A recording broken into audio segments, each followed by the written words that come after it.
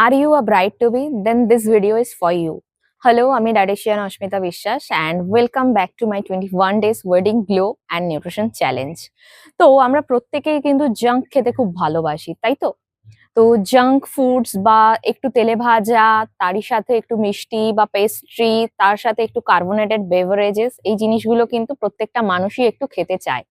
তো প্রথমেই যেটা বলার যে ওয়েডিং গ্লো যদি চাই বা স্কিনে যদি গ্লো চাই, সেক্ষেত্রে এই জাতীয় খাবারগুলোকে কিন্তু নিজের ডায়েটের থেকে একটু পরিমাণে কমাতে হবে। আর তার জায়গাতে কিন্তু হেলদি ফুডস বা ভেজিটেবলস, ফ্রুটস এই জাতীয় জিনিসকে কিন্তু নিজের ডায়েটে জায়গা দিতে হবে।